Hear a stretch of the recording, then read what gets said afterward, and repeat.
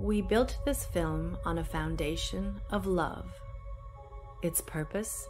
To shatter the mental barriers constructed from a lifetime of indoctrination. The eyes are useless when the mind is blind. We are participants in a prison system we are unable to see. Once the veil is lifted, there is no turning back. Many of us rarely realize we are the victims of indoctrination. We follow the pre-planned layout of life, living in a state of confusion, controlled by a small group of individuals who possess great wealth, estate, and control.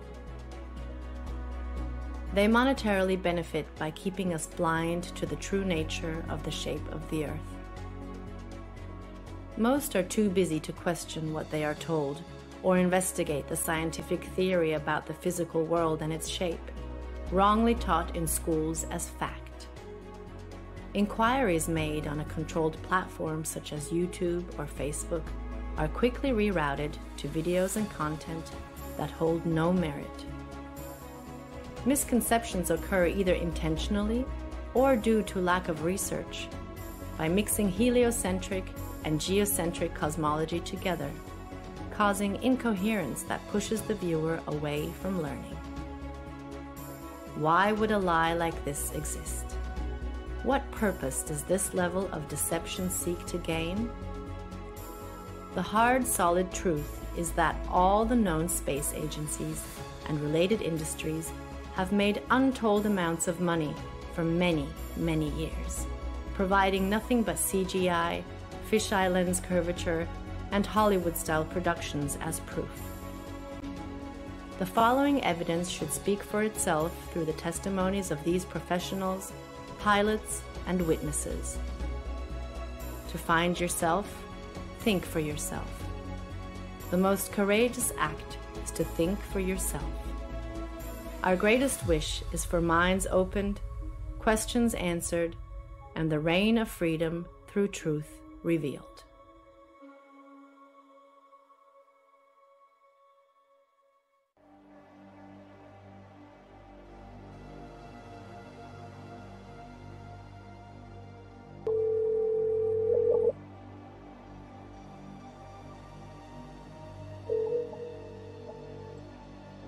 Good afternoon.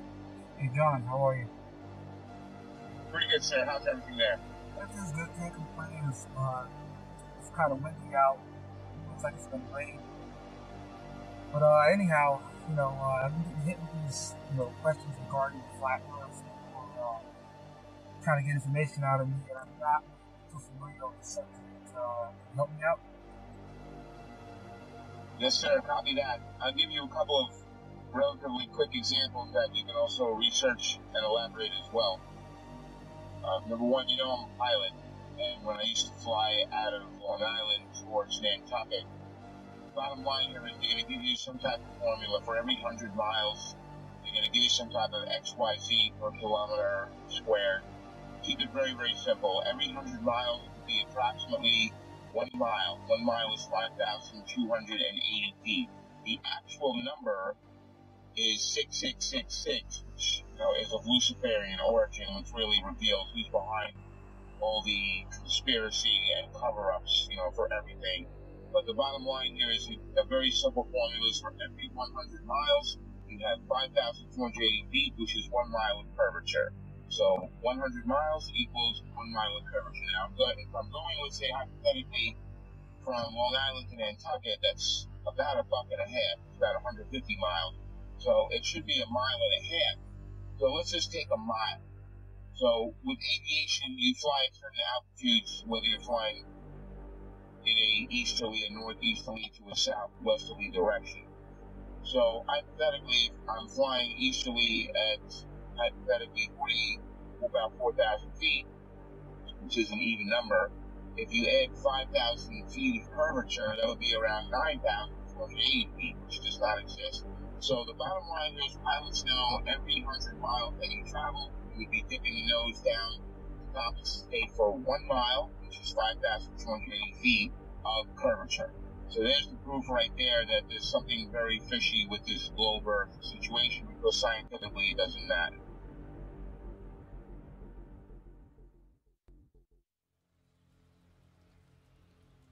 My name is Joshua Silva. I am a licensed commercial pilot and flight instructor. I have had a lifelong love of aviation and aerospace, and when growing up I even fancied myself an amateur astronomer. I would drag my family and friends, anybody I could, to every air show I could possibly find in Northern California. I was the only kid you knew, or anybody knew, that knew the various components on aircraft, spacecraft by heart. I absolutely loved anything to do with flying or space. But my love of aviation and aerospace never stopped. I continued studying, had an entire library full of aviation books of various military and civilian aircraft, military history, every aviation campaign and theater in almost any war. I studied religiously, and it was just out of pure passion. Later in life, many years later, I decided to become a pilot. As strange as it may sound, it hadn't occurred to me to become a pilot up to that point. I just simply loved aviation and aerospace, but I decided to become a pilot, and I began attending a prestigious flight academy in the Midwest and attending university at the same time, and to gain a degree in aeronautics and aerospace. Shortly thereafter, I began flying twin turboprop aircraft out of Northern California for several nonprofit organizations, and years after that I found myself flight instructing for various small flight schools, both in California and in Arizona, and then on to large academies that trained for the airlines and even some military flights. Shortly thereafter, I began flying regional business jets, and that's when the story of me finding the topic of flat Earth started.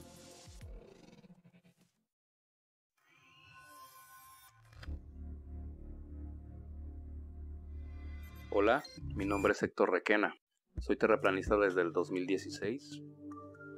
Este tema lo descubrí accidentalmente, me agradó mucho y desde ahí lo empecé a investigar.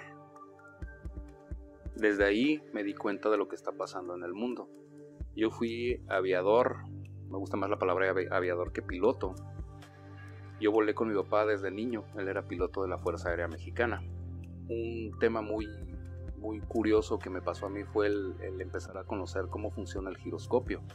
El giroscopio está diseñado para volar sobre un plano, sobre un terreno plano y una tierra que no se mueve. Todos estos temas me llevaron a seguir investigando. Estamos tratando de invitar a la gente a que no se cierre de mente a estos temas, ya que si no nos damos cuenta de lo que está pasando ahorita es por lo mismo, porque la gente está cerrada, se cierra a pensar fuera de la caja.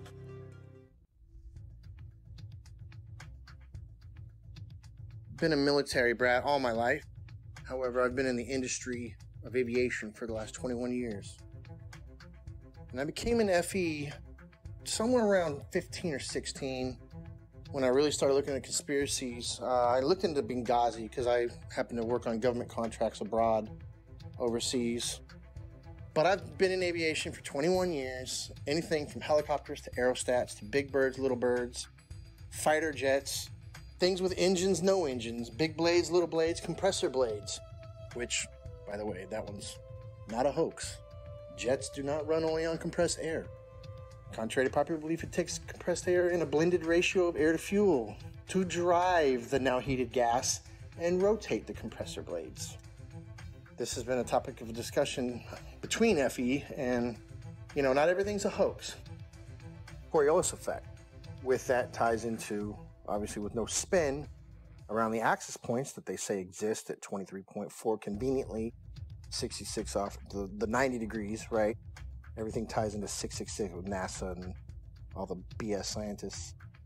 Our aircraft have things called ADIs, attitude direction indicator, which gives correlation between the aircraft housing or the shell around the gyro itself. The ADI is nothing more than a gyro that will always reference level. I don't care what any pilot says. I don't care what any mechanic tells you. You know, there's a reason that pilots have one book called a Pilot Operating Handbook, and there's every other book, right? From structures to avionics to wiring diagrams to the actual components that make up these systems. That is a standalone system. The ADI does not lie. It don't care how cold it is, how high you are, and some of these guys are pretty damn high. It doesn't matter where you're going. It doesn't matter where you've been. It doesn't matter where you are over the realm itself.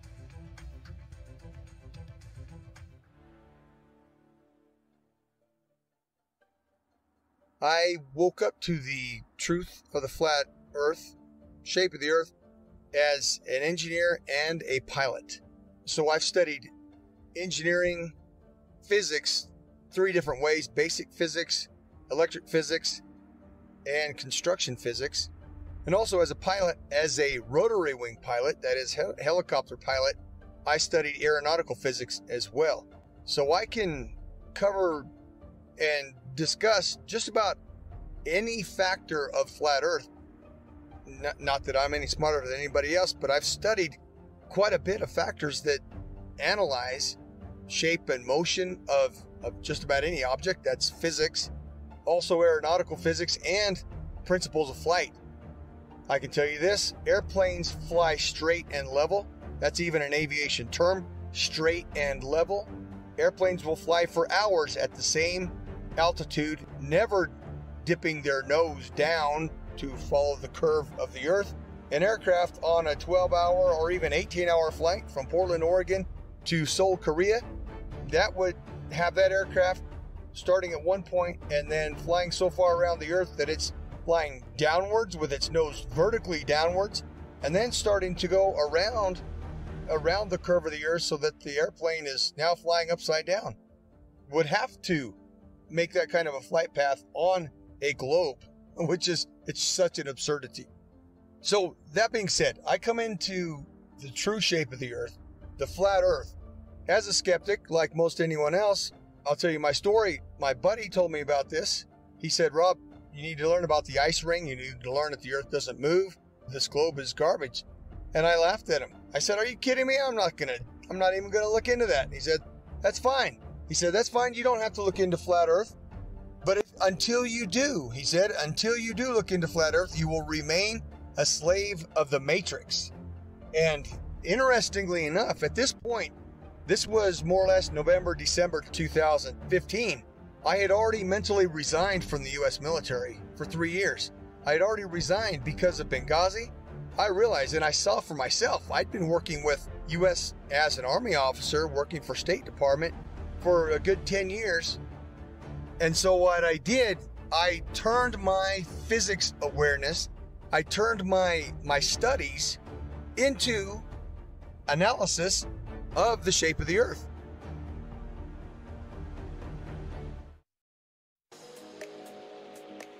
I have a bachelor's degree in English and International Business and a master's degree in Emergency Management. Emergency Management is an area of study that deals with lessening the effects of a natural or man-made disaster. Areas I had to study related to emergency management were meteorology, geology, geography, hydrology, and oceanography. You have to know well how Earth works in order to prevent or lessen the consequences of a natural disaster. In 2019, I wrote the book called 16 Emergency Landings Proving Flat Earth. Not many people know that when I was younger, I worked for an international airline. I worked at the International Cargo and Logistics Division of the company at São Paulo International Airport. I had to know all international routes in order to provide our clients the precise information about import and exports, as well as the logistics of transporting cargo internationally. Our company transported from a simple parcel package to cars and helicopters to anywhere in the world. Having access to all areas of the airport in 1988, the Brazilian soccer team was about to board their flight towards Australia to take part of the bicentennial Soccer Cup in Australia. It was a tournament to celebrate Australia's 200th birthday. 2 South American teams were invited to take part of this tournament, Brazil and Argentina. At that time, we had access to several maps, all based on the Globe Earth model. The Brazilian squad left to Australia with natural conclusions that this charter flight was going to Australia over the Pacific Ocean, as the global model suggests. Perhaps stop in Santiago, Chile, and then head to Australia. To my surprise, the flight went to Los Angeles.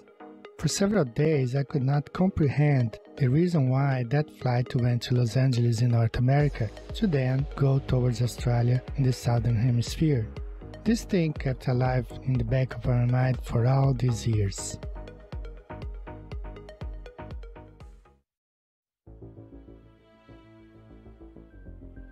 I'm a merchant marine. I've been sailing 15 years.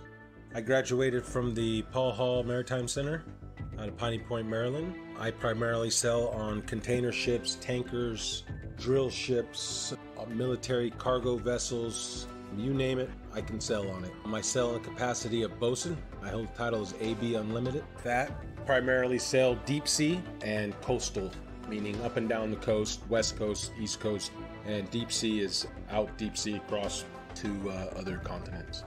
What led me to the flat earth was actually my sister. We've always been into the conspiracies and the 9/11 and Sandy Hook and all that stuff. And one day she said, hey, you want to see a conspiracy, you should look into the flat earth. And I looked at her and laughed because I had seen the videos come up in the feed and they showed that disc thing in the space and I laughed at it and whatever. And she showed it to me and I laughed at her. And I went and pulled out my phone and I looked up a video. You can look it up. It's called Dragon Link FPV to Space.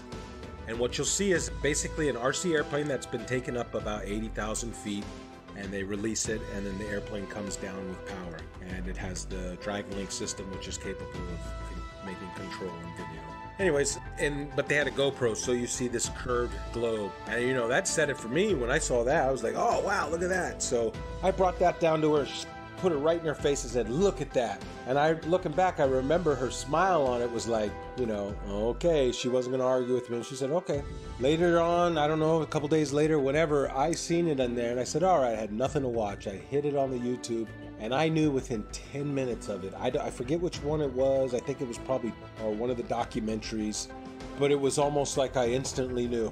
And then what happened was a lot of the proofs that I had were before I was a flat earther, such as seeing contacts at 30 miles out with the naked eye on the horizon, which is impossible on the globe model. So much so, it was me, the third officer, and the lookout. We were standing our watch, and I believe we were in the Mediterranean Sea. Look out, look and watch. I say, okay, we got a contact out there. We look, and we try and get it on the radar. We get it at 30 miles out.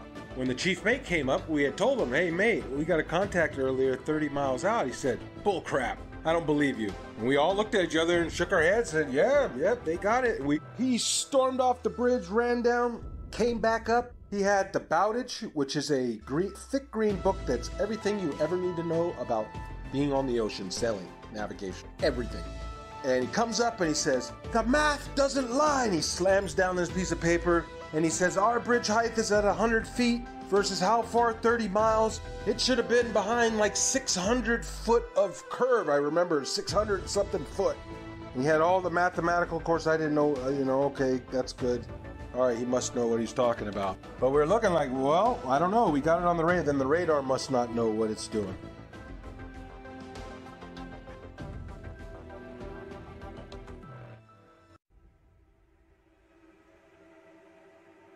You can just call me Jay. That's what my friends call me. That's what I go by. I just go by Jay. My work experience, I joined the Navy when I was 17 years old. I had a secret security clearance. There's different levels of security clearance. There's like a lower level, then there's a secret, which is what I had, which is like a mid-level, and then there's a top secret. I did not have a top secret clearance, so there's a lot that I don't know. But I did have a secret clearance. So it's basically the mid-level security clearance for the government that I had, and I did that job for 8 years. I worked in operational intelligence specifically. The radar navigation, there's a limited scope of what we're able to see. Now, granted, this is 15 or 20 years ago. what I mean by that is, with it being 15 or 20 years ago, the technology nowadays on the new warships, I would imagine, are just off the charts advanced compared to what we had, 20 years ago in the early 2000s when I was doing deployments for the Navy. We're looking at the scope of the radar. Now, this is just going off of the actual screen that we can see. Now, there's 3 different screens. There's the basic radar screen where we have this limited scope where it only goes out like 25 miles, right? Then there's this other bigger screen, and I forgot the name of it, but it goes onto this huge projection in the Combat Information Center. Basically is where all of the information is housed. And on this huge screen, we can actually zoom out and see a significant portion of our area of responsibility. I can't say the exact number. Again, a lot of this is classified. Basically, when we zoom out onto this large projectile screen, it goes in and out, right? So the reason why we're able to zoom in and then pull back out is just for accuracy. So if we're looking at something that could just be like a buoy in the water, right? Just one of the little tiny buoys that the ships can use as kind of placements to track where they're going, that can be mistaken for an actual small watercraft. So we have to be able to differentiate between that and some of the ships that we're looking for, because some of the deployments we're out there looking for drug ships, we're looking for other types of ships, submarines, basically just to keep a track of everything. That's basically what the Navy and Coast Guard do. They want to make sure that they know what's going on in the seas, and that's kind of the way the United States Navy operates. They're basically dictating what happens in international waters.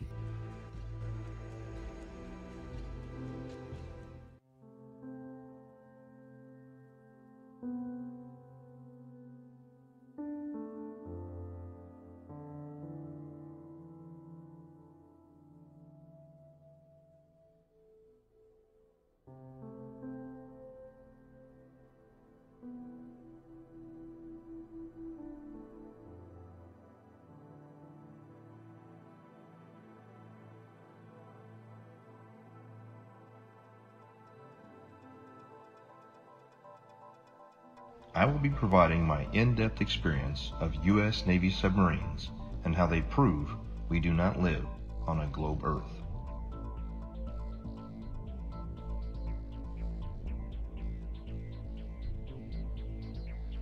However, due to the nature of my job and the security clearance that I hold, I wish to remain anonymous.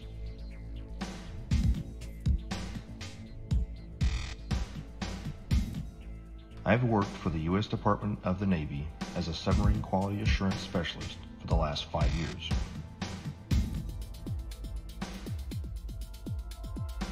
My job is to ensure that each submarine is built properly, safely, and to the engineer's plan.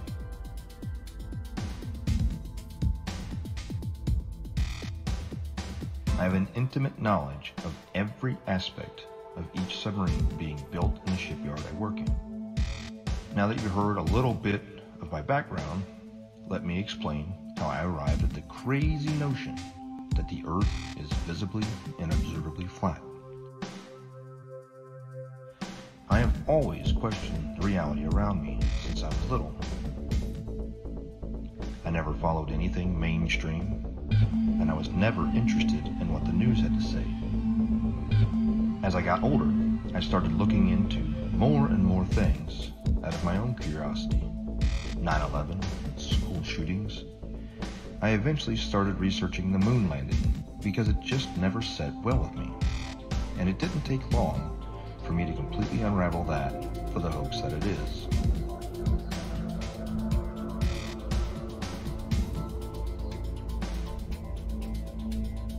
After that, I was starting to realize that we have been lied to on so many levels. What else could there possibly be? Then I saw a video about the flat Earth pop up on my YouTube recommendations.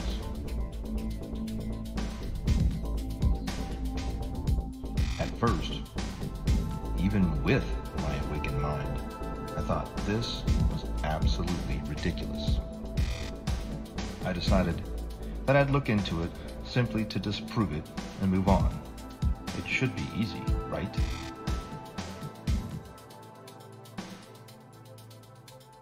That was over 6 years ago, and I still can't disprove the flat Earth. In fact, the more I research it, the more it reveals. This leads me into my submarine experience. looking back on everything I had accomplished while on active duty with eyes to see, has only served to solidify my stance that we live on a flat and motionless plane.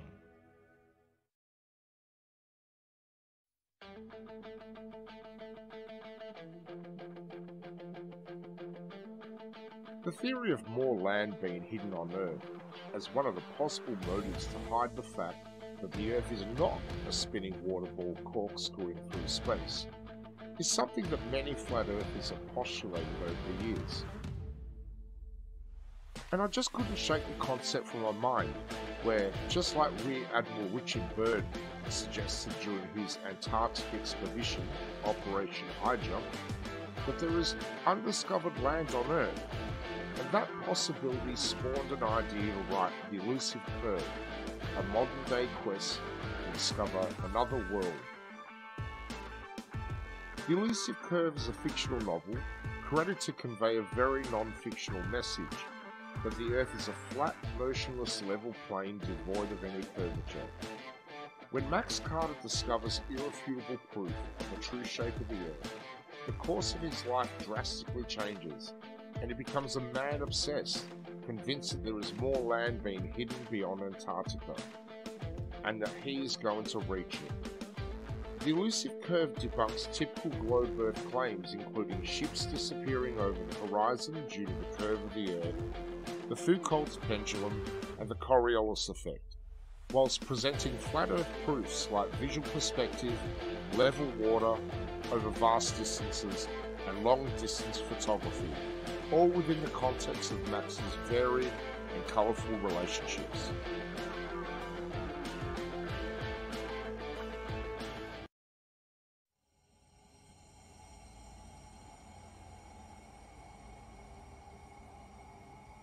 Also, there's a semi-classified naval communications device when ships are communicating ship to ship on the ocean, U.S. Navy, semi-classified laser communication NAVCOM device, which also does data as well. So if they're communicating with ships 70 miles, 100 miles or more, like I said, every 100 miles is a mile of curvature. So it wouldn't work because lasers operate line of sight. They operate in a straight line. There's no curvature to the laser. So the bottom line here is the naval NAVCOM classified, semi-classified system that they use to communicate ship to ship, that operates on a laser, and if there was curvature, anything over, like I said, 100 miles is 5,280 feet of curvature, and the ship's diameter is nowhere near that, which you know. So there's another example, the naval NAVCOM communication device. Also, there's a woman, female KLH pilot, KLH Dutch Commercial Airlines. She got fired from her job a while back for questioning this issue. Now, they didn't throw her out of the company, but they gave her like a desk job, so this way they kind of keep her around and quiet so they can control. But she's a very sane and rational woman. If they ask her, what happened, she starts talking, it's going to raise serious questions. So we got the KLH pilot, we got the laser NAVCOM, U.S. Navy. We've got my personal experience flying from Long Island to Nantucket. There should be at least 5,280 feet of curvature added to the 4,000 altitude average while heading easterly. So there's something very wrong there. The numbers don't work.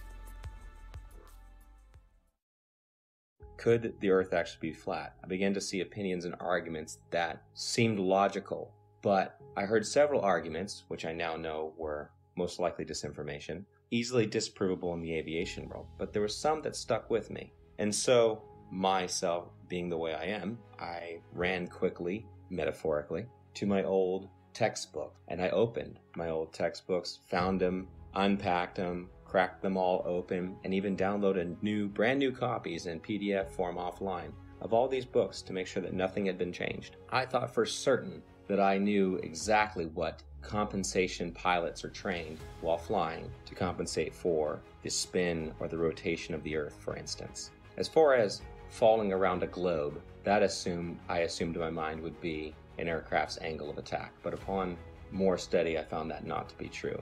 The angle of attack being the angle between the aircraft's flight path and the relative wind. which is something that pilots are very familiar with, and it's the idea that an aircraft has to be slightly pitched up, essentially to stay airborne, or a surface of that aircraft has to be pitched slightly to create a difference in air pressure to hold the aircraft aloft.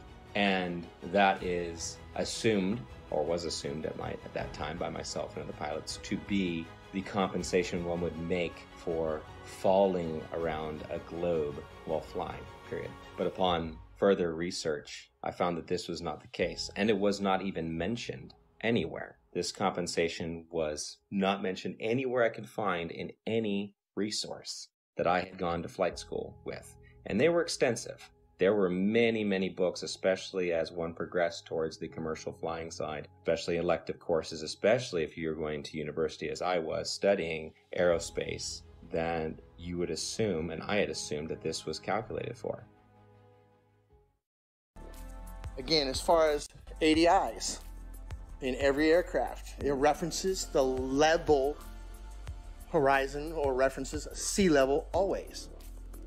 There's no way that you can convince somebody of sound mind that if you take off from New York and immediately flip upside down, now your housing or your ADI is referencing upside down to you because you're upside down. It's right side up. It cannot deviate off level. It doesn't matter how much fuel you got in your tanks. It doesn't matter if you're a helicopter or an aerostat or a fighter jet. That gauge will always reference level. It has to, because otherwise it would be a poor reference. And if you could manipulate it, why would you even have it in the airplane or your aircraft? But if you go and take off 2 miles away, do a barrel roll, you're now flying upside down. At what point does that gauge show you back right side up? A half a hemisphere away? Is that what we're led to believe? Is that what we're supposed to believe? At what point does it right itself if you never flipped back over and continue flying level? You see what I'm saying? It's ridiculous. It's ludicrous to think that thing compensates for curvature in straight and level flight.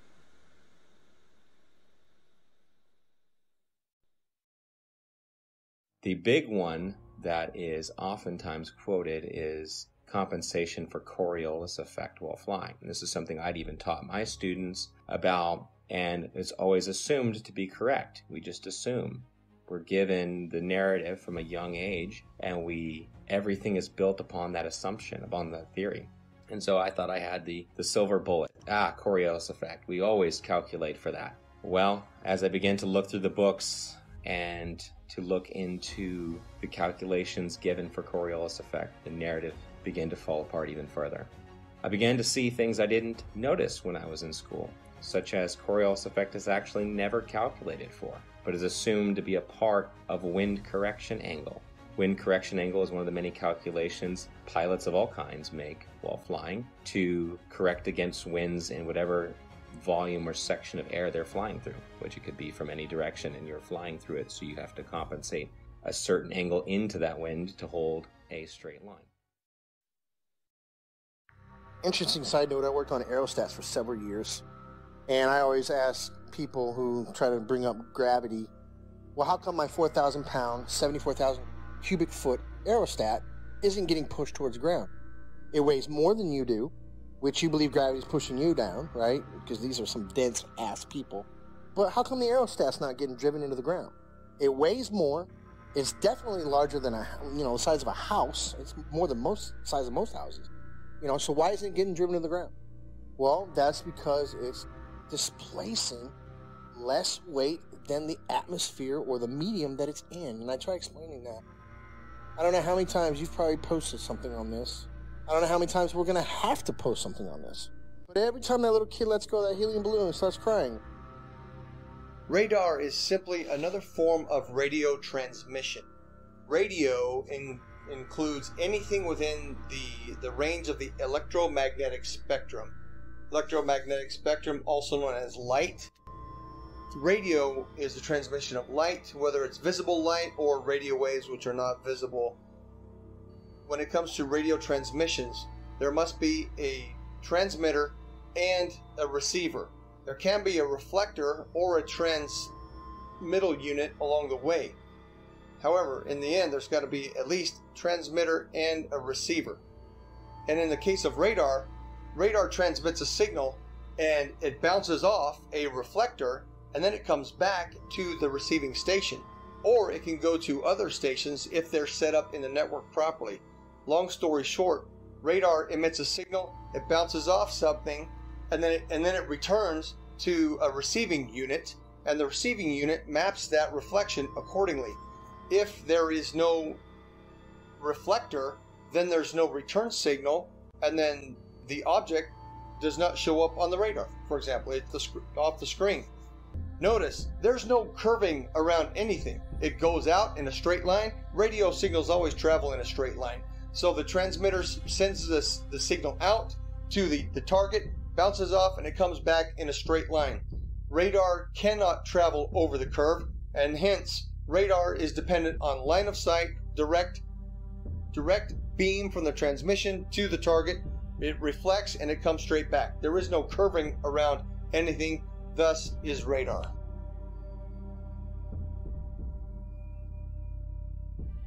Also radar works in straight lines. The radar is incapable of curving around a curve, picking up and bouncing back the reflection of what it's picking up. So if you can imagine a ship on the other side of the curve, we'll say 30 miles, 40 miles out, it sends out the radar beam.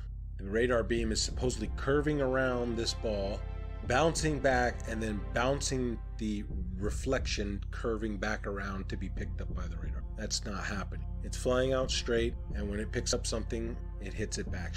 It's not going around any curve. That's plain and simple. That can be looked up on your YouTube and see how radar waves work. They don't go around the curve. Every diagram shown will show you straight lines. They don't show you curved lines. As we zoom out to look at the larger scope of things, once we verify that, we're able to zoom out over a large distance. Now, over this screen, at the time, I was like 18 or 19 years old, all right, when I was doing this job. I wasn't thinking about flat earth and any of this other shit. I was still indoctrinated and under the assumption that the earth is a spinning ball. I never thought about flat earth or anything like that, but I always thought it was weird that as I'm looking at this massive radar screen, I always used to think, how come we're looking at this and I can see, like, we're off of the coast of Argentina, for instance, right? Like, how is it that I can see this far out and it's not like over the horizon or curve, because it's so far? Like I said, we use a lot of these other link signals, and they're called links. They go by different names. I can't say the code names. Some of them I forgot. Some of them are, again, this is classified information. I can't give any specifics on these.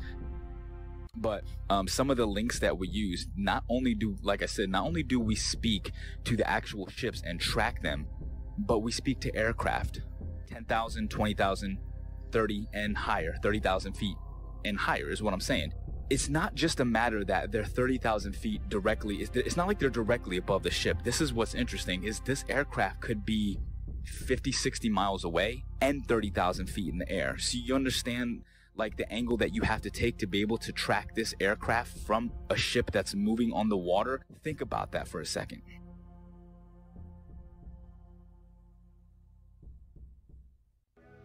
I served on board of a United States 688I fast attack nuclear submarine, and I can personally attest that we never constantly angled down during our submarine deployments. One of our longest transits went from the Gulf of Oman around the southern tip of Africa and back to Connecticut. We were underwater for almost 3 months straight. My job on board as a radioman meant that I spent a lot of time both in the radio room and in the control room. The control room is where they navigate and drive the submarine.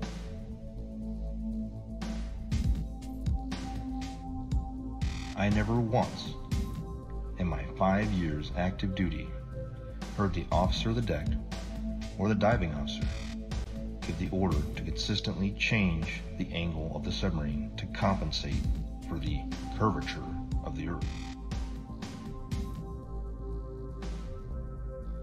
The primary task of the diving officer and the helms and plainsman is to maintain the submarine as level as possible while in transit. If the Earth had any measurable curvature, I am certain we would not have been able to make this incredibly long transit without accounting for it.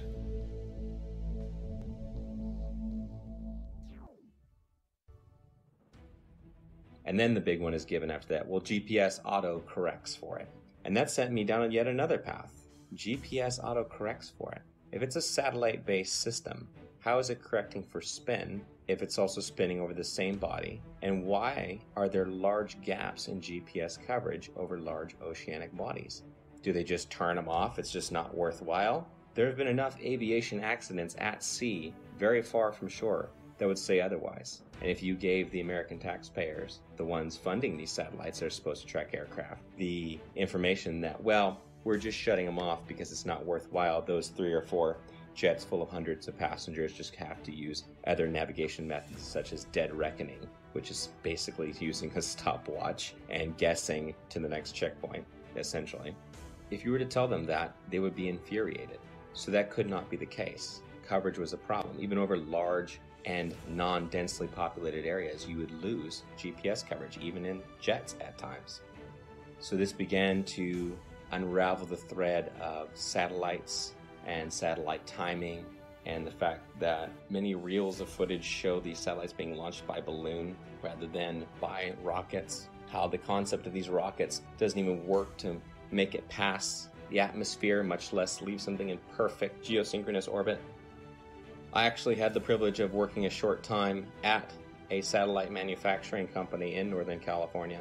Got to see the assembly and participate in the assembly of satellites, space-based satellites, or so they were said. There would be small bottles encased in these structures that were encased by another structure. The small bottles were the fuel cells. These fuel cells were incredibly small, smaller than a diver's tank in most cases, much smaller.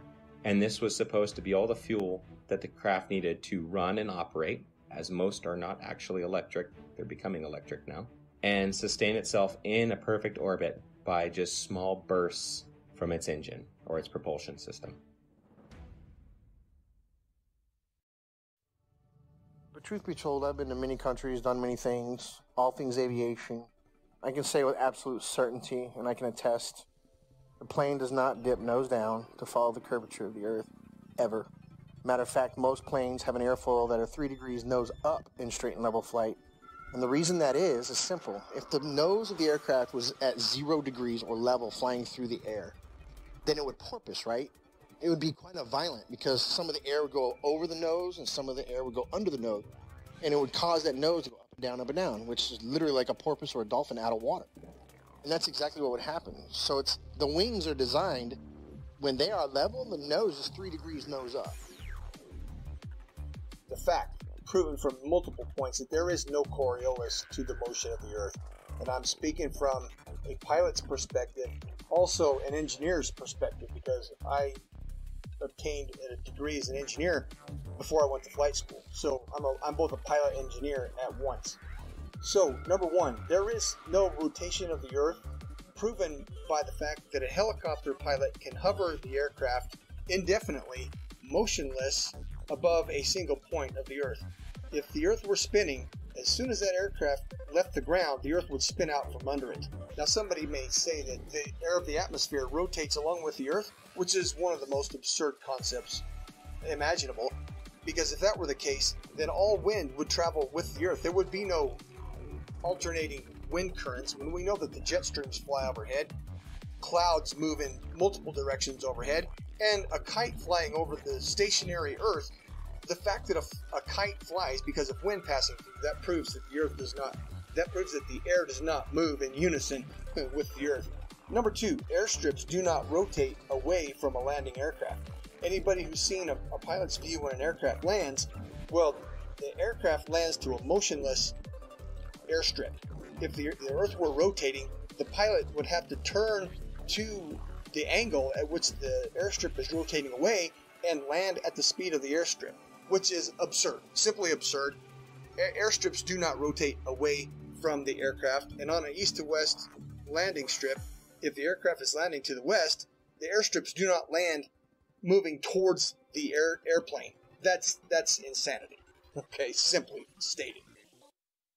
If the Earth was a spinning ball, it is virtually impossible for a ship to be moving at 25 to 30 knots on this curved spinning ball while tracking an aircraft that's probably going 300 miles per hour, 50 to 100 miles away. Really, I mean, these like P-3 aircrafts were pretty far and 20,000 feet in the air. It's just virtually impossible. It doesn't make sense. Again, at the time, I wasn't thinking like this, but looking back on the information that I had, I'm like, yeah, there's no way. There's no way that was done on a curved Earth. Literally, the only way that could work is if we are on a flat, stationary plane. We're cruising along. The boat is cruising along in the water. Like, think about it in terms of like a large, like, you know, like those backyard swimming pools. Picture the swimming pool filled up, right? And then your ship, you put a little boat on the swimming pool, and then, you know, you put like a little fake aircraft in the air. Now, from that ship, you're able to see the aircraft. It doesn't matter where you are in that pool, you can track that aircraft. If you're on a spinning ball curve, how the hell can you track an aircraft that could be in a position that's 100 to 200 miles away from you, 30,000 feet in the air from a different angle that's around a curve? It's impossible. There's no way that you could, there's no radio frequency that could track that. I'd like to point out that I see now that I didn't see before is that you have a magnetic compass and you have a gyro on any ship. And I'm not talking about your little crabberman show fishing boat, what are they, deadliest cat. I'm talking about a real deep sea going, unlimited tonnage boat. It's going to have a gyro. And it is a big, huge box that sits usually behind the bridge or in the chart room. It's a big box and it's basically the gyro compass. Now, if you had two models, I guess, wouldn't you have to have one making the corrections? Because it almost never matches the magnetic almost never matches the gyro. It's very rare that we're steering the same course. And they say it's due to deviation and variation is where you know, like the metals of the ship causes it to differ. And then you have the variation of the magnetic fields over the Earth is, I guess they change, you know, true north and magnetic north. But the way I look at it is, man, they got two different machines. One is a machine and one is from God. The way to get around the Earth. God's not a dummy. He put the way to get around the Earth with the compasses. If back in the day they had motorized vessels that can get them around, they would probably have got around a lot better. But they were at the mercy of the wind. People say, oh, they didn't know their way, or, you know, they were using the stars and stuff, and they, you know. So I just believe that the two compasses, the gyro compass that's electronic, and then our regular compass is because they are switching the ways, you know, the maps. There's two different ways to get around the Earth. They're tricking us. Here is another flat Earth proof that I never noticed while I was on active duty, thanks to years of indoctrination. Periscope observations. When the submarine is at periscope depth and the observer is looking for ships on the horizon, they will start to see masts at about 8 to 9 miles, depending on atmospheric occlusion and sea state.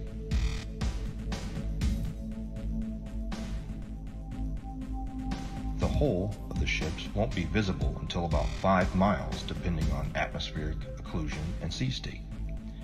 At 9 miles away, the target should be 26 feet behind the curve, but this isn't what's observed.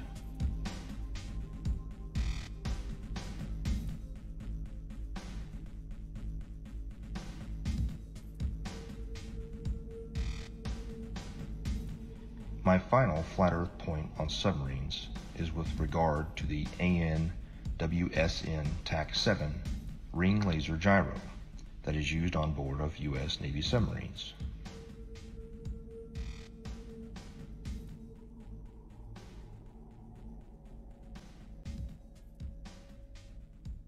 A typical gyroscope, like the ones used on board of an aircraft, is a device used for measuring or maintaining orientation and angular velocity.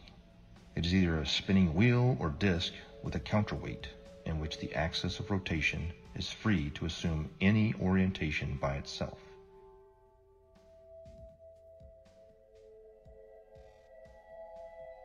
When rotating, the orientation of this axis is unaffected by tilting or rotation of the mounting, according to the conservation of angular momentum. However, a ring laser gyro doesn't have any established weight. They use light as a point of reference. It spins up a disk that shoots out lasers, and it has a digital encoder that deciphers where the laser strikes inside of the gimbal system. No make-believe gravity required. Let's just say we're like 30 miles away. These missiles can shoot much further than that. I can't give you the exact number, but say we're 30 miles away, okay? 30 miles is far. So from our ship, we can track on our little, we have like a missile projectile. It's like a radar, but it's a little bit different. It's specifically designed to track the missiles. You actually input the coordinates, latitude and longitude of where you want the missile to strike. Really, really high precision accuracy. I mean, really accurate. We hit that launch and the missile, and it will hit that target 30 miles away, even longer than that. Now, here's the thing. Again, that's not possible on a curved Earth. These missiles are huge, 50 caliber project that are carrying massive amounts of explosives in them, okay? Each one of these missiles are probably worth hundreds of thousands of dollars. So whenever you're lining up these missiles to shoot at targets that are 30 plus miles away, if the Earth is spinning. Again, now think about this. We're not sitting like on land holding a gun, all right? So picture this. We're on a ship, like actually in the middle of the water, okay? And the missile is shooting off of the bow of the ship. So if the world is a spinning ball and we're on this curved Earth with water and we're spinning 600 miles per hour through infinite space, I'm pretty sure that it would be physically like it wouldn't even make any kind of sense on a physics type level to be able to shoot a missile from a spot in the water on a spinning ball to pinpoint accurately hit another spot. And at night, we were going on one ship, on a military ship, and this is with night vision goggles, 50 miles, and these guys were on the bow. They were not even on the bridge where you'd be 100 foot up. They were on the bow, which is barely probably 40 feet off the water's edge. So these guys, and they have the latest state-of-the-art. This was in 2015. They had state-of-the-art, what do they call them, night vision goggles. So these things are capable of seeing that far if we live on a plane. You can't deny it. It was so obvious, but not to everyone else. I guess the programming's harder than other people, so they don't want to hear it. But over the years, I have learned the model. I know the model like the back of my hand. I can show proofs. I have ammo now. So when I go out there and I tell somebody, hey, that's impossible, and I'm talking to a third mate or a second mate who's an officer who went to college, meaning they paid for their education. Because when you pay for your education and you're making a handsome salary on it, you can't be wrong. How could I be wrong? I'm making a salary, they're paying me, I paid for this career, everything's working great in my life. You are obviously wrong. All the math works. So with that, it's hard. But when you stump them and you start showing them stuff, it's hard for them to say. And then they start saying stuff like, oh, well, what does it matter anyways? I don't care. And there is the 8 inches per mile squared. But you guys can't look at it three-dimensionally. It is two-dimensional. It is the amount of deviation that's required for you to come back inward. If you are walking east from north, meaning you are going around north equidistantly, and you walked in a straight line east 1 mile, you're going to have to deviate 8 inches back to the left to get back on the equator, right? Look at it on the flat Earth map, and clearly it makes sense. If you walked 1 mile in a straight line east, you have to deviate 8 inches after each mile to stay on the equator. The 8 inches per mile squared is a real measurement, if in fact we consider the equator to be a real place, a real location, ever, always.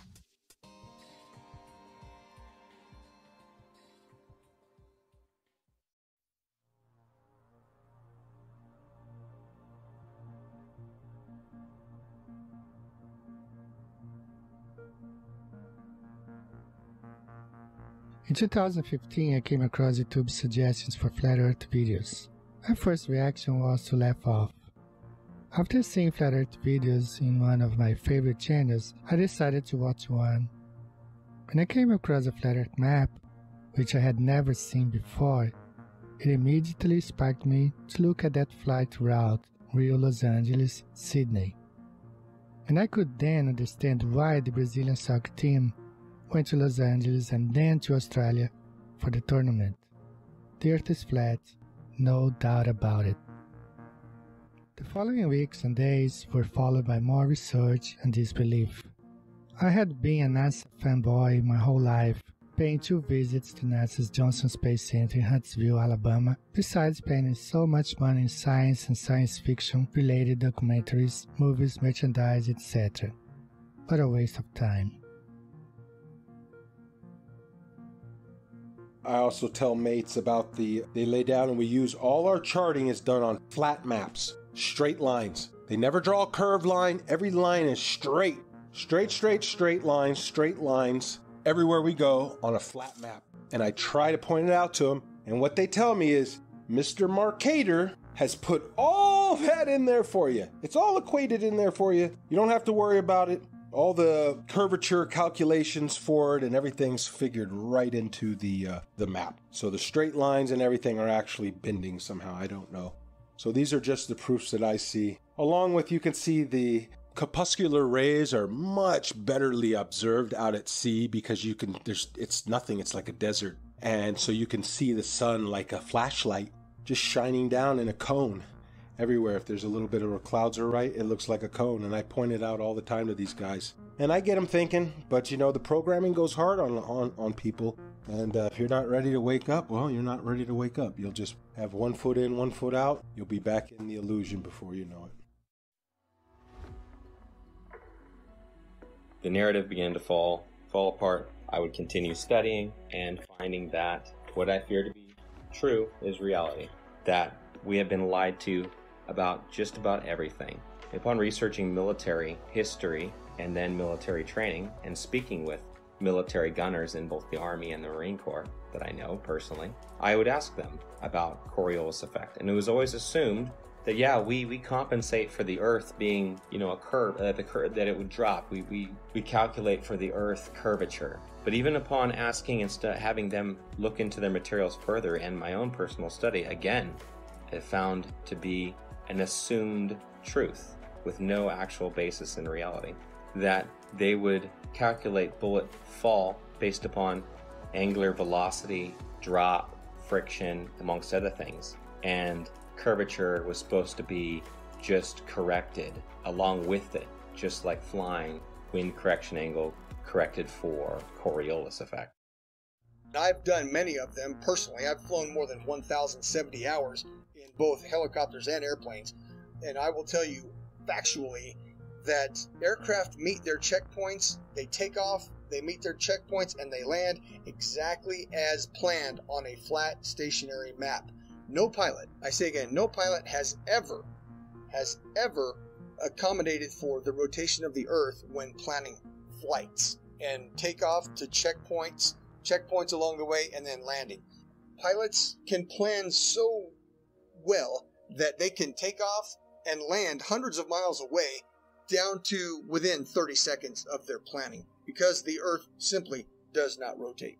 A waypoint would be like this. Like, let's say we're out in the middle of the water and we want to hit a target that's like directly to our west, 15 miles away. But that target is able to track our missile coming at them. We don't want that target to know where the missile's coming from, so we can put in waypoint. And a waypoint would be like putting a point out like 20 miles east, and then another point like 15 miles north, and then another point like 10 miles south of that, and then put in our target. You see what I'm saying? So the missile doesn't go directly from the ship to the target. The missile will actually fly to the latitude and longitude of the waypoints that are put in, and then it will curve from there, and it will hit all the waypoints and then attack the target. How is that possible on a spinning Earth? If the Earth is moving at 600 something miles per hour, or whatever they say it is, there's no way that missile could stay. There's no way that missile would be able to keep track. Do you understand what I'm saying? At least that's how I'm looking at it. It may be a little bit harder to visualize if you actually weren't seeing it the way that I would see it, or there, or understanding and putting in the coordinates, or seeing how this actually worked out. But I'm telling you, like, from my perspective, that is one of the things that makes it virtually impossible to accept the globe as this, well, It's a fake lie. It's a theory. It's garbage is what it is. So y'all think the Earth is a ball. Y'all think it's spinning through outer space. And I bet you believe in little green aliens. Well, actually, the Earth is flat. Here I'll give you facts, all the math, science, and all of that. Whatever you need to believe. Come on, can't you see that a submarine couldn't use a periscope, nor a plane use a gyroscope? A Huey doesn't adjust for the Coriolis or sniper looking down the scope. This is all hard to take in and hard to cope, but I hope that I've given enough rope to explore the rabbit hole. That our Earth is not a ball and it's not spinning through outer space. If someone wants to prove me wrong, please give me a name and we can debate it all day, anytime, and with real test measurements and evidence. Stop lying to the world's nations. We have real science to back our observations. Don't believe in the indoctrination of the people, cause they don't want you to believe that the Earth is level. Don't believe in the indoctrination of the people, cause they don't want you to believe that the Earth is level. Dig deeper, be a rebel, then dig deeper than a shovel. Keep your mind level, it's flatten the curve and lighten the herd. Give the truth what it deserves, tell about what we actually observe. Like a boat going out of sight, if you get your zoom and focus right, it'll come back into light. Just use a laser beam and you will see that water never bends but always finds a flat resting position. 71% water can't make up a ball or a pair. So let me make this clear and get it into your ear. You're in great fear of stepping out of the box. They're keeping food stamps in our socks. They are the slyest of the fox in a controlled delusion of evolution. That's nothing made everything and no proof of creation in this pseudoscience indoctrination. No meaningful salvation, but let's believe in gravity with no proof of how it picks and chooses what can rise and what can fall on this crazy thing we call a spinning ball. Don't believe the indoctrination of the people. They don't want you to believe the Earth is level. Don't believe the indoctrination of the people. They don't want you to believe the Earth is level. Let me give you something else to measure. Don't worry, it's my pleasure. If you want a vacuum or pressure, you must have a container, and that's a no-brainer. But since we believe the universe is on a roller coaster ride, even when Polaris is in the same place every night and has been for thousands of years, has the heavens work like gears, telling us time and the years like a big machine. The heliocentric model is just a drink backed by money and based on influence theories, never providing hard evidence except for CGI and camera trickery of my natural senses in our school systems. But flat Earth brings meaning to your existence like a period at the end of a sentence. Don't believe in the indoctrination of people. They don't want you to believe that the Earth is level.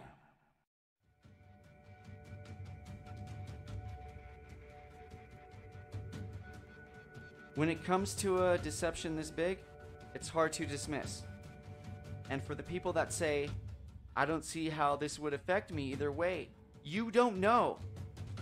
It's like telling me about Argentina when you've never been there. Or it's like telling me about owning a Corvette when you've never driven one. You haven't experienced it. And if you have been through the Flat Earth Awakening, you know how it would affect you. This quite possibly may be the biggest awakening of mankind. Think about it. If you believe in this mass fallacy, you've been robbed of some senses and you don't even realize it. You don't trust your sense of touch or feel. You don't trust your sense of sight. You've been told the Earth wobbles, spins, and orbits, but you don't feel a thing. You've been told that sunsets can't exist on a flat and stationary plane, but you don't understand the vanishing point of the law of perspective? After it's possible to understand and decode a mass deception, it becomes a lot easier to understand other lies. It opens your eyes and raises your discernment. So when it comes to lies like JFK, the moon landing, chemtrails, fluoridation, 9/11, etc., this is one of the most important factors of life I've ever been awakened up to. If it's possible to open your mind to this, your receptors will connect so much faster and stronger than you've ever experienced in your life. Understanding the ground you walk on every day and the luminaries that go over your head every day, which I still don't understand all of its entirety, can change your life forever. Knowing you are specifically, intelligently, and uniquely designed so you know mentally, physically, and spiritually your vibration, energy, and frequency of life. So don't act like this doesn't matter. We've been lied to on a mass caliber. We can prove we live on a flat and stationary plane with observable, repeatable, testable experiments with data, hypothesis, and conclusions without depending on blind faith, indoctrinated, religious, theoretical, nihilistic, opinionated philosophies. That's the difference.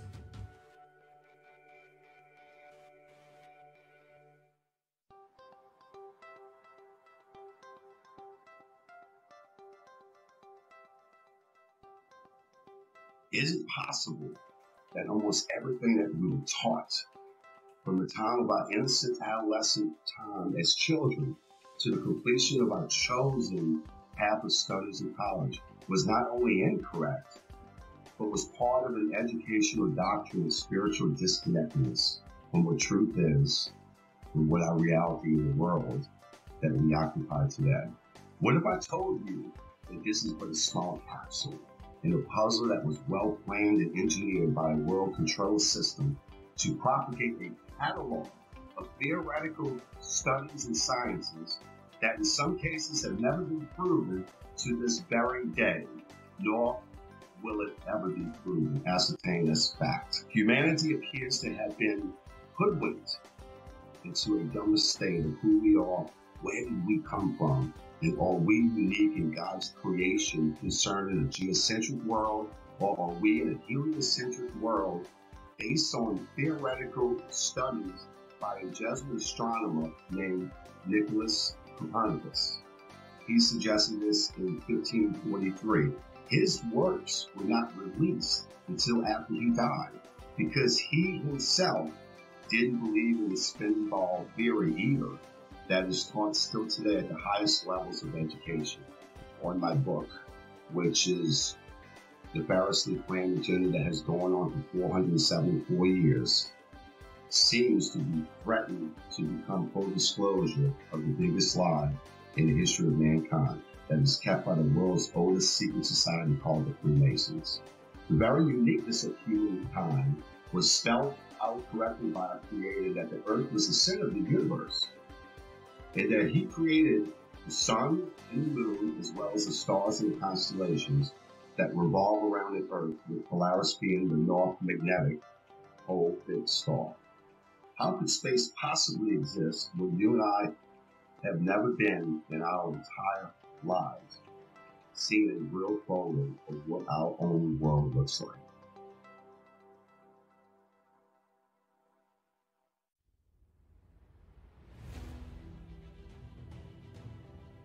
Max must constantly deal with the stigma and ridicule of being the crazy flat earther from friends and family, and bombardment of typical questions like, why would they lie? How could so many people keep such a big secret? And what does the shape of the earth even matter anyway? The elusive curve presents all the main arguments for a flat earth and solid arguments against a spinning ball earth in a fun and realistic story format, recommended for all flat earthers and curious-minded people alike. Join Max on his journey as he attempts to convince his friends that the shape of the earth is not what they know, while he plans for a mission to discover more land on Earth with his ambitious and somewhat crazy plan to acquire a high-altitude pseudo-satellite to prove the shape of the Earth one way or another. The Globers, definitely scientifically, we're looking at flat earthers have some very, very, very valid points according to those three examples. Thank you. You got it, brother. Anything else? No, that about answers my question. Quite a lot to take in. I've taken some notes. Thank you. Thank you again. You're welcome, sir. Any questions? I'll be here for a while. Contact me anytime. All right. God bless. All the best. God bless. Yo invito a la gente a que por lo menos sea un poco más abierta de mente hacia estos temas, porque la verdad es que esto está muy fuerte. Se vienen tiempos muy difíciles ahorita y debemos de estar conscientes de que el sistema nos está manipulando de una manera muy, muy grande. Entonces, pues, vamos a ver qué pasa.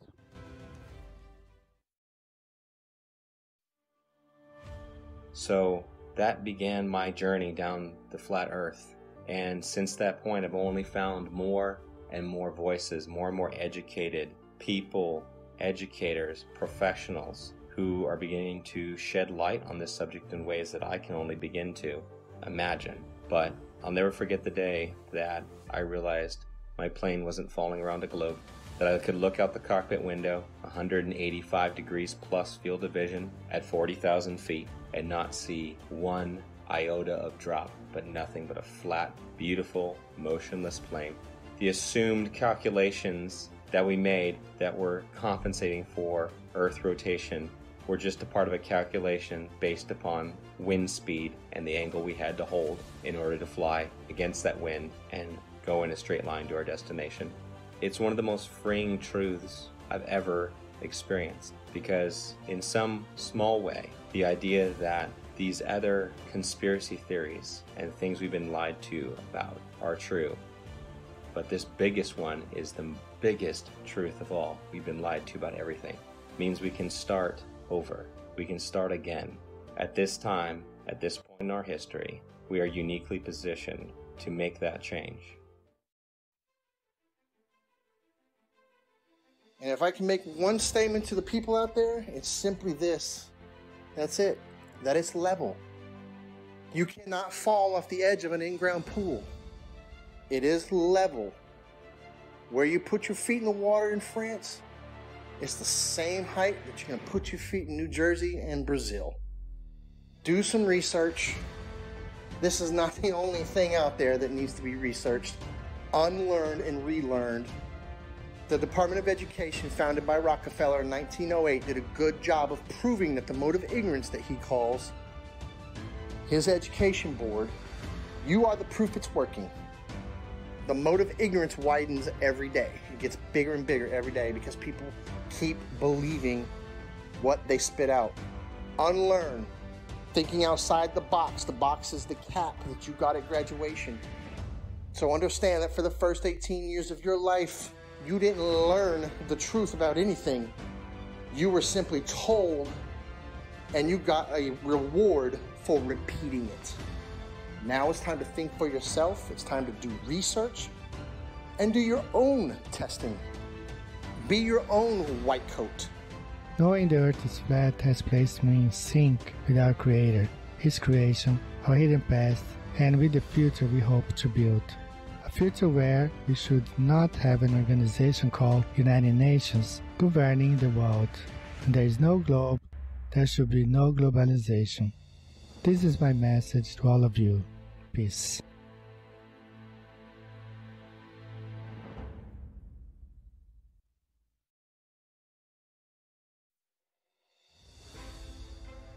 My message to the people is that if you're watching this documentary and it strikes a chord with you, research it, find out more about it. So my message is research it, get all the ammo you can, because if you try and go out and tell your family member or friends or co-workers and you try and tell them this, hey, that, they're going to laugh at you. And if you don't have the ammo to defend it or the right content to show or to start a kindle a fire with somebody's interest, if you don't have that, you're going to get laughed. I made the mistake of when I just knew it. Right when I seen that video, I said, okay, it makes so much sense. I knew it right away.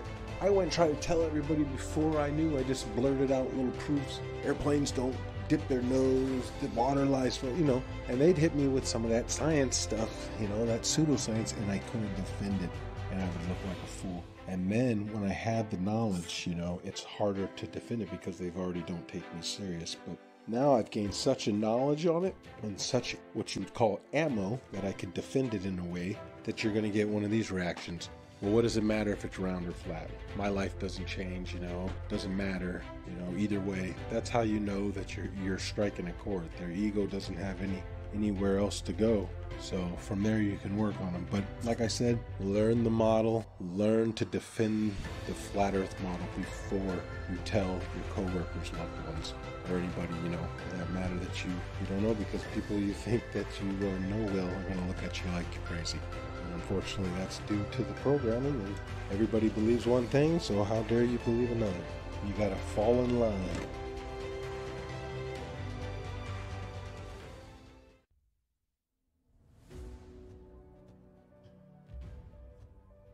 So if you're able to actually open up your mind, look at things objectively, allow yourself to break free from the indoctrination bullshit that you were taught, you'll feel more free. You'll see the world differently. You'll love more deeply and compassionately. You'll appreciate life more. That's how I lived my life. A couple years ago, honestly, I can tell you this. I just hope and pray with all my heart that, as the years go on, this is probably not something I'll see in my lifetime.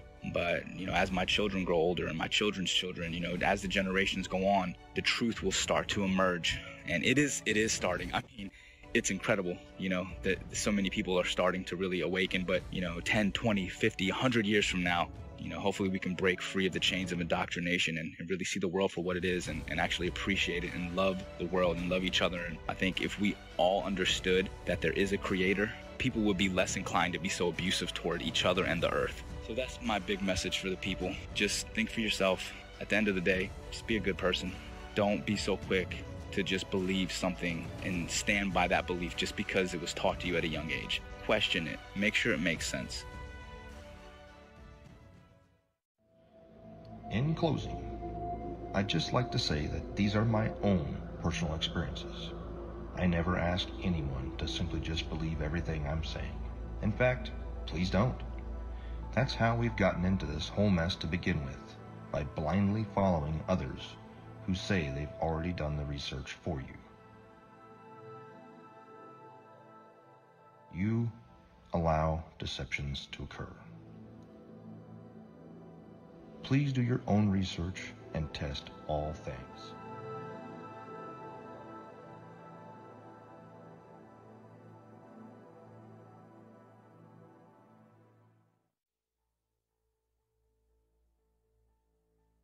All space agencies are part of the cover-up because they are also Freemasons. It is my consensus that space is fake. And NASA was set up this deception and even admit that images of Earth are composites and computer-generated images. Since 1958, NASA has literally force-fed us to and continue their trickery, sorcery, wizardry, and being only God of oneself, yet cannot get high enough altitude to provide humanity with one single photo of what the very shape of our world is. I believe strongly in the very senses that God gave all of us. And instinctively, our senses are 99% correct. And my book will help those awakening sheep remove the dark shades from this massive deception. And for those who are unwilling or unable to think past their noses, then those sheep will remain asleep. My book is part of the Great Awakening from pseudoscience that has put man living in a Newtonian world of Einstein physics, ruled by Frankenstein logic. Game is over. Consciousness shift of stupidity because of poisonous indoctrination to separate your soul and reality from truth and knowledge. But hold tight, folks. A real awakening is happening all over the world.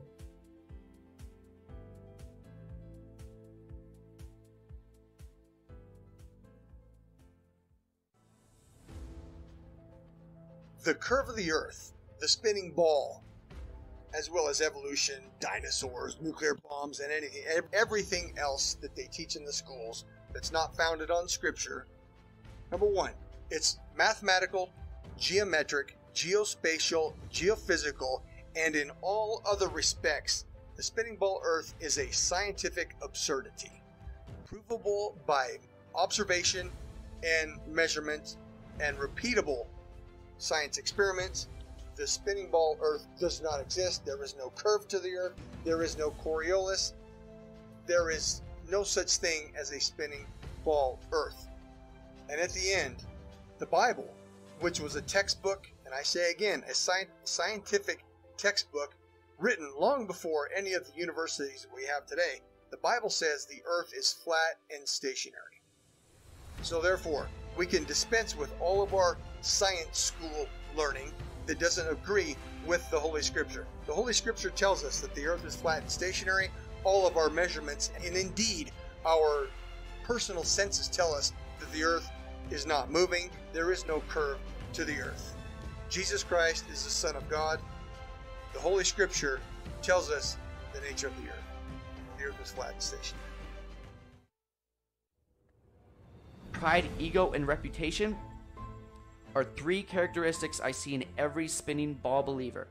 Let your pride down, knowing you've been heavily deceived your entire life. Let your ego be washed away, knowing it's possible you've been manipulated on such a scale as this. And stop caring what people think about you. I'm not saying be as external and abrasive as some of us. Just realize that yes, we are human, and we can be programmed to think certain ways, but also know we can be unplugged and become critical thinkers, observers, and researchers without being told what and how to think. From an education system that runs kindergarten curriculum all the way up to Harvard, that was bought over by the Rockefellers a long time ago. This is our time, not theirs. It's time to stand up and start acting instead of relaxing and being told how and what to think. From mainstream outlets that are owned by the Bilderberg Foundation, the Triangular Commissions, and the Council of Foreign Relations. Think for yourself and stop falling victim of popular public opinion that are owned by these anti-God secret societies. In my in particular gifted opinion, the most precious gift God gave us is free will, but it's up to us to choose what's right and what's wrong, what's light and what's dark, what's positive and what's negative, what's yin and yang, what's in motion and stationary, what's flat and what's round, what's good and what's bad. We can't tell you what to do. I can lead you to knowledge, but I can't make you think. It's your choice to take the blue pill and go back to sleep, or to take the red pill and stay awake the rest of your life, knowing you are chosen. Because many are called, but few are chosen. And I promise you, once you go flat, you do not go back. They couldn't stop this movement if they tried, because truth prevails. Rest in peace, the globe. Every truth has a specific time and moment to manifest itself. Technology being the catalyst for this truth to re-emerge and reveal itself again. And proof that it's not a myth, vanity, or a misunderstanding of our ancestors and all ancient cosmologies. The geography of Earth that is flat and also disguised in words like plains, the Great Plains, the lowlands of Europe, the flatlands, the savannas of Africa, the Amazon basin, salt flats, the mud flats, the depressions, the Arctic tundras, the tablelands of Australia, the steppe of Russia, grasslands of Argentina, the ice sheets of Antarctica, the wetlands of Florida, and the levels of England. Over these vast plains flows rivers and canals like the Nile, Amazon, Mississippi, and countless more, for thousands of miles flowing level in every direction. The oceans and seas that occupy 70% of Earth is flat and level water, but science have no way to prove that it curves or sticks to a spinning ball by a magic force called gravity. The majority of the seabeds of the seas and oceans are abyssal plains. As we say, as above, so below. The longest line of sight of observing Hudson Bay at 1800 miles and my own Himalayan ranges observations on 2 occasions of plus 2000 miles it's just impossible on a globe Earth. No physicist can debunk the testimony presented here by the first category witnesses, nor the real geography, nor the longest line of sight, nor the countless researches, investigations, and evidences that prove we live on a flat and stationary plane. The one who needs to prove that it's legit or not is the globe.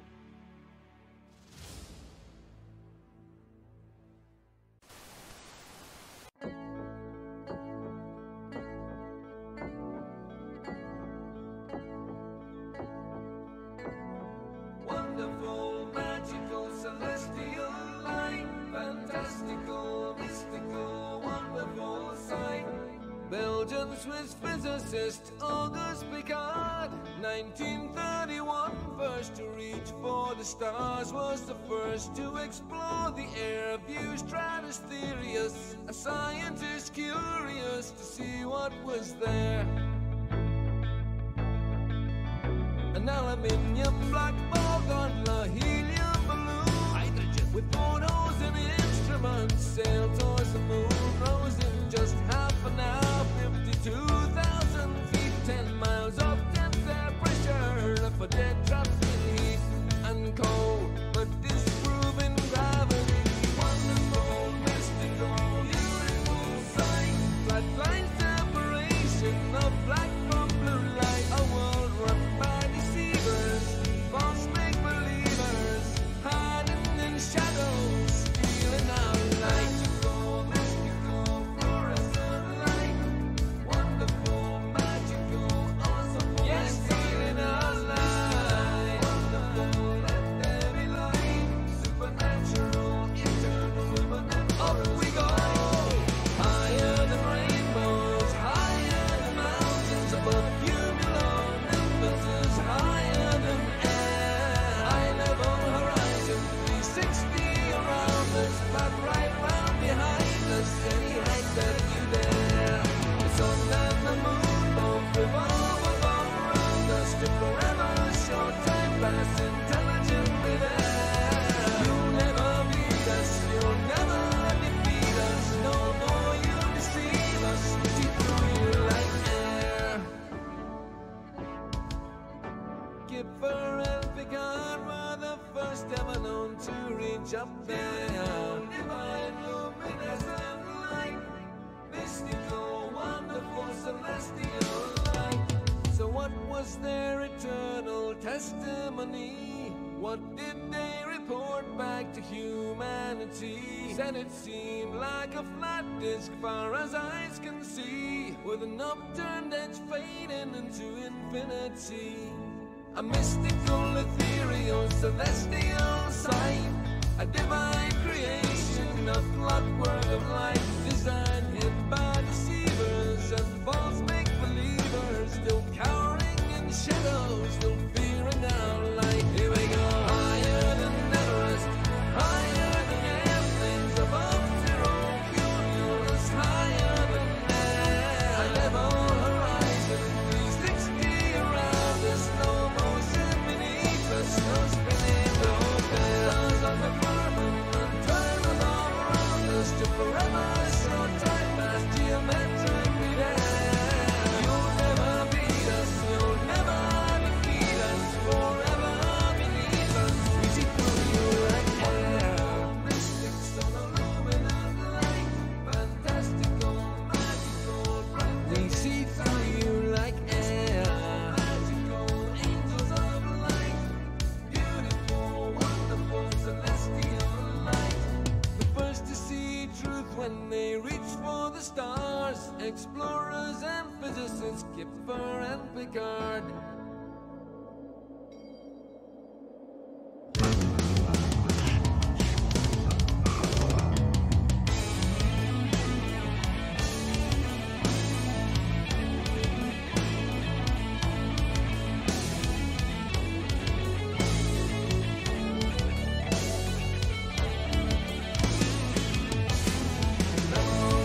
Motionless, we are.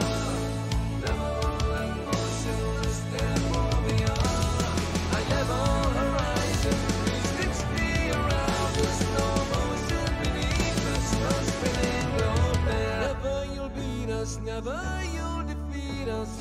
forever beneath us. We see through you like air.